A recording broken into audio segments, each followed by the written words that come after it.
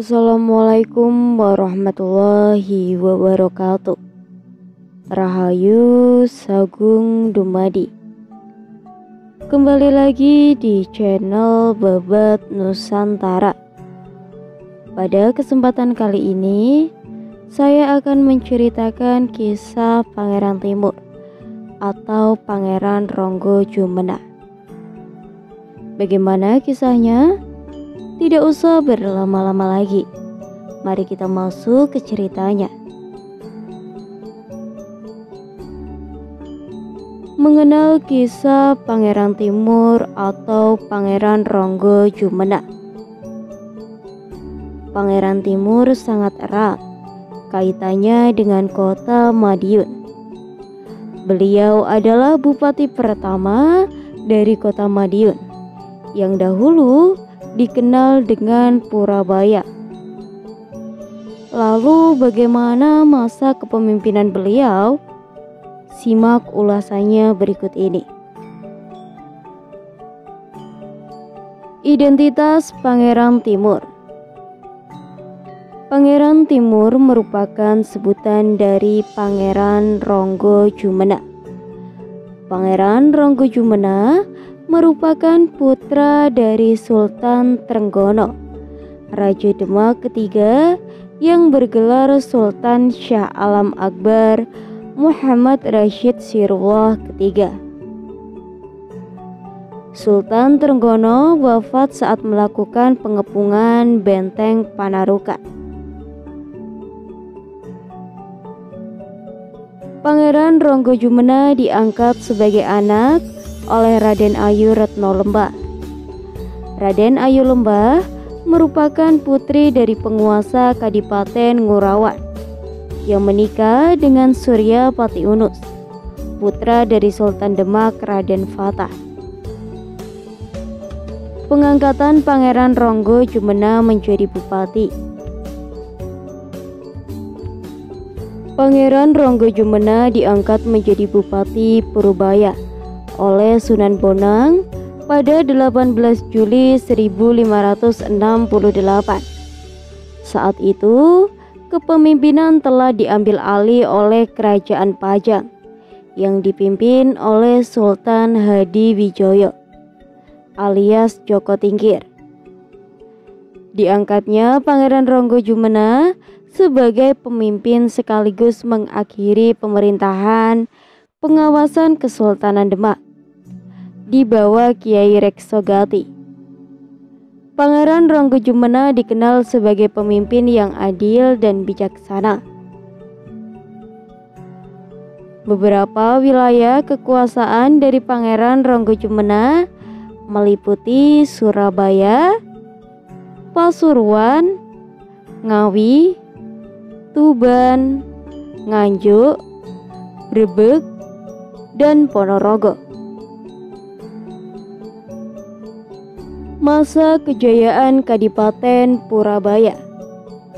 Setelah memimpin Purabaya, Pangeran Ronggo Jumena lebih dikenal sebagai Panembahan Ronggo Jumena. Masa kepemimpinan Pangeran Ronggo Jumena di Purabaya berlangsung selama 18 tahun,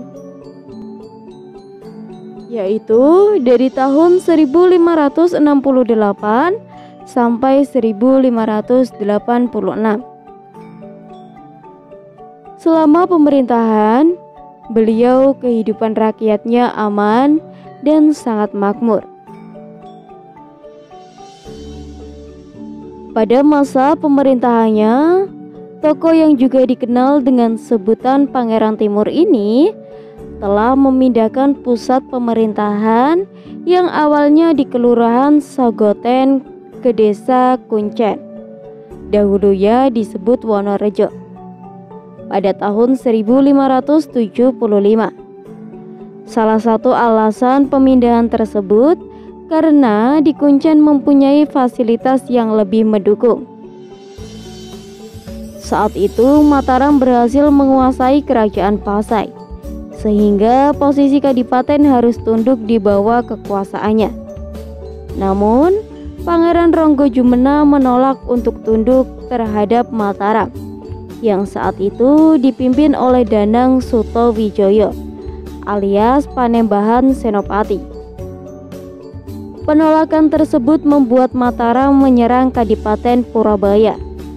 Mataram 2 kali menyerang Purabaya, yaitu pada tahun 1568 dan 1587.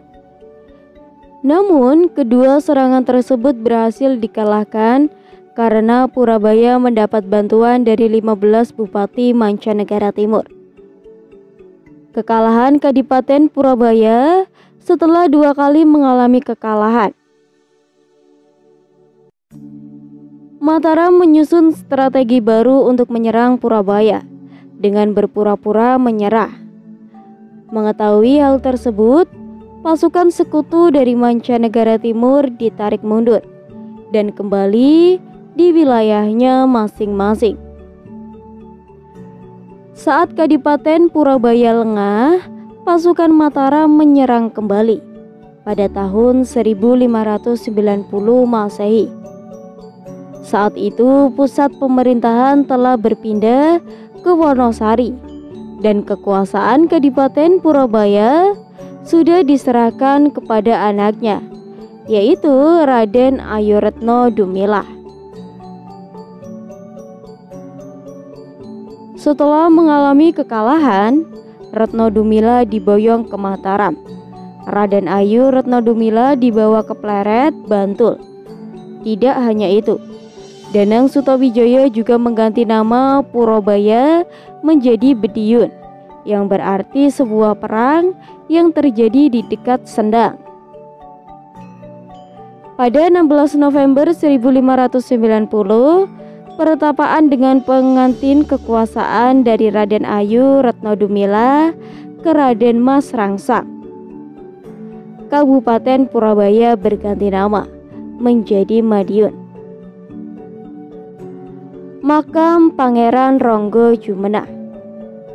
Makam Pangeran Ronggo Jumenah terletak di sekitar Masjid Kuno Kuncen atau disebut Masjid Nur Hidayatullah, yang kini sudah menjadi tujuan wisata religi. Selain makam beliau, di sana juga terdapat makam dari bupati-bupati yang pernah memimpin di Madiun.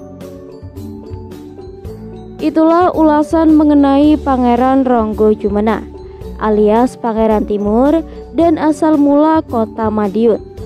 Dengan mengetahui penjelasan di atas, semoga kita bisa belajar dari kisah hidup mereka. Cukup sekian cerita yang saya sampaikan.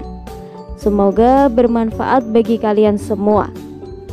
Mohon maaf apabila ada kesalahan kata atau salah mengucapkan kata. Tetap dukung channel Babat Nusantara dengan cara like, komen, dan subscribe. Tetap stay tune di channel Babat Nusantara agar kalian tidak ketinggalan video-video terbaru dari channel Babat Nusantara. Saya pamit. Rahayu, Rahayu, Rahayu.